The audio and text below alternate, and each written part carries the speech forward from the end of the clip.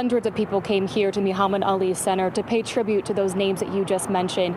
Certainly an emotional scene. We saw older Kentuckians and those as young as 3 years old all gathered today to honor those lives lost as they try to process this senseless tragedy. Living in fear is not a life that our children and their children deserve. An emotional scene at tonight's vigil in Louisville, honoring the 5 people killed in the mass shooting at Old National Bank Monday morning. Acts like this tear at the very fabric of humanity, of who we are, and certainly of who we want to be. Governor Andy Beshear speaking on the lives lost and saved thanks to the heroic actions of Louisville police officers. I lost one of my best friends on Monday, but I've got 2 friends and more that survived because LMPD got there in about 3 minutes. Among the speakers was mass shooting survivor Whitney Austin, who was shot 12 times at the Fifth Third Bank in Cincinnati in 2018. The Louisville native calling on lawmakers to take action to prevent future tragedies. Still, it wasn't enough to stop this. When you feel broken and defeated, like we all do now, this is the most important moment for you to find hope.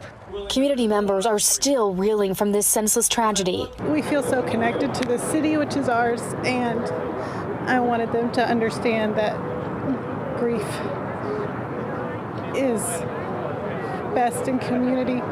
Katie Kramer brought her young daughters, just 7 and 3 years old, to tonight's vigil. It also feels like the right thing to do instead of just acting like things don't happen. It's just shocking how it keeps happening over and over again. Steve Jones lives in Louisville and says this tragedy hits close to home. I don't know that it was any more of a shock than whenever it happens in other places.